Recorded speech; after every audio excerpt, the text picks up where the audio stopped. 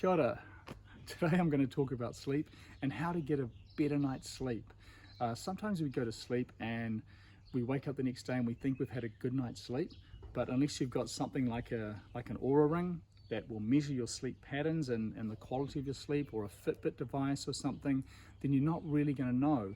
How you might know is if maybe you were semi-awake all night, or you feel tired the next day. There's a lot of signs that you can tell if you haven't, but in some cases you can't tell, and actually your body needs to recover. It needs to get deep sleep, it needs to get REM sleep for you to be able to be at your optimum the next day. So now, what are some things to do? The first thing is in the morning is to be out in the sun, to get the sun on your skin, because that triggers the release of melatonin. Melatonin is the sleep chemical that we have in our bodies, and it's important to get that activated through the sun, which also, as some of you may know, the vitamin D is activated too. So that's the first thing. Secondly, keep away from coffees or stimulants like that. Maybe have them in the morning, but not after lunch. So try and keep away from coffees after lunch.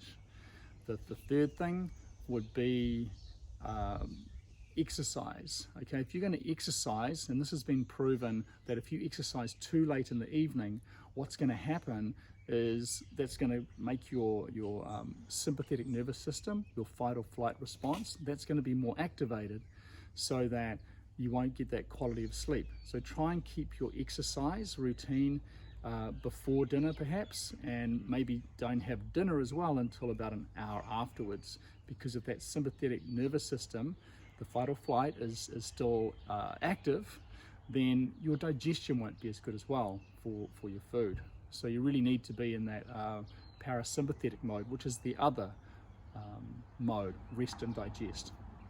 Now, the next thing you can do for sleep is to look at the environment around you. Okay, so when it starts getting next to or near to an hour before you go to bed, even start to dim the lights down. You don't have anything too overstimulating in your environment. Keep away from TVs or computers, iPhones an hour before bed.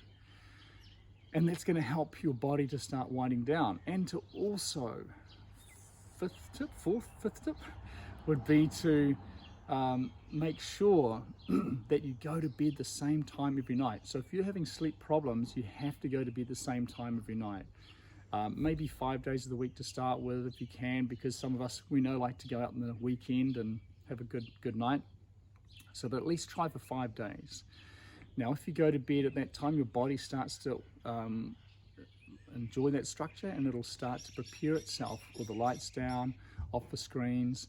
And maybe during that hour period, what you could do is journal. Write down what happened during the day if you have that monkey mind before you go to bed and can't switch off. So journal, get that out of your head. The next thing you can do is maybe some meditation right before bed too. And we'll focus on your breath, which is the main point here is breathing. Obviously, I do breathing.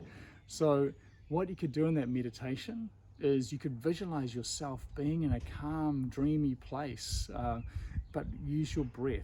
Breathe in for 4 seconds, in, 2, 3, 4, and out for 8 seconds, right? And find that nice rhythm, no pauses between, and you'll find yourself slowly drifting off to sleep. Not drifting. The next pattern you could try, if that's something that's not working for you so much, is to try box breathing as well. So that would be in for 4, hold for 4, out for 4, hold for 4, in for 4, hold for 4, out for 4, hold for 4. Okay, so that's box breathing.